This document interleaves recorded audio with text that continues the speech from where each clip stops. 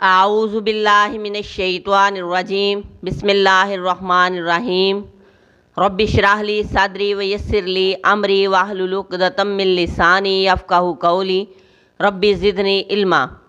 سورہ بقرہ کی آیت نمبر 193۔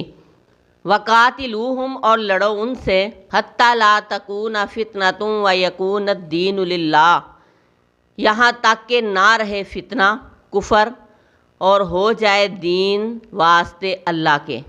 فَإِنِ انْتَهَوْا، پس اگر باز رہیں، فَلَا عُدْوَانَ، پس نہیں زیادتی کرنا، إِلَّا عَلَى الظَّالِمِينَ، مگر ظالموں پر۔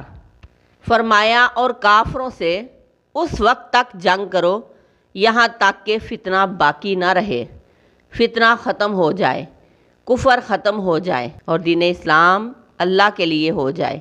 اللہ تبارک و تعالیٰ نے انسانوں کو پیدا ہی اس لیے کیا تاکہ وہ اس کی عبادت کریں۔ جب اللہ کے بندے دوسرے بندوں کو اللہ تبارک و تعالیٰ کی بندگی سے روکیں، نہ خود بندگی کریں نہ کسی کو کرنے دیں، اپنی طاقت کے ذریعے لوگوں کو روکیں اور لوگوں پر ظلم کریں، جبر کریں، تو مسلمانوں ایسے لوگوں کو جو اللہ تبارک و تعالیٰ کے بندوں کو روکیں اللہ کے راستے پر آنے سے، تو ایسے لوگوں کو طاقت کے ساتھ ان کے ظلم و زیادتی اور جبر سے باز رکھنے کی اجازت ہے۔ زمین میرے رب کی، مخلوقات بھی میرے رب کی، کل کائنات بھی میرے رب کی، تو پھر نظام بھی میرے رب کا ہی ہونا چاہیے، حکم بھی میرے رب کا، تابع داری بھی میرے رب کی، عبادت بھی میرے رب کی ہونی چاہیے۔ اسی نظام کو لانا ہی ہر مسلمان کا مقصد حیات ہونا چاہیے۔ اللہ تبارک و تعالیٰ کا کلمہ بلند کرنے کا اور کفر ختم کرنے کا جذبہ ہر مسلمان کے دل میں ضرور ہونا چاہیے، اور پھر صرف جذبہ ہی کافی نہیں بلکہ اگر طاقت رکھتا ہے تو اس پر عمل بھی کرے۔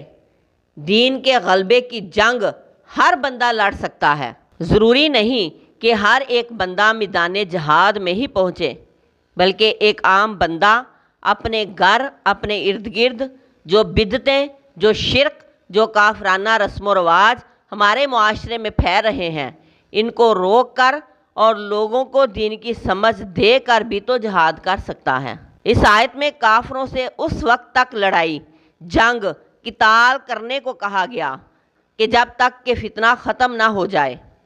فتنہ ختم ہونے تک لڑنا ہے، کفر ختم ہونے تک قتال کرنا ہے۔ پھر اگر کافر اپنے کفر سے، اپنی سازشوں سے، مسلمانوں کو تنگ کرنے سے، دین کے مخالف ہونے سے اور صلح پر آمادہ ہونے کو آ جائیں تو زیادتی نہیں، مگر صرف ایسے لوگوں پر تم ہتھیار اٹھا سکتے ہو جو ظالم ہوں، باز ہی نہ آئیں، تو جیسا وہ کریں تم بھی ویسا ہی بدلہ دو۔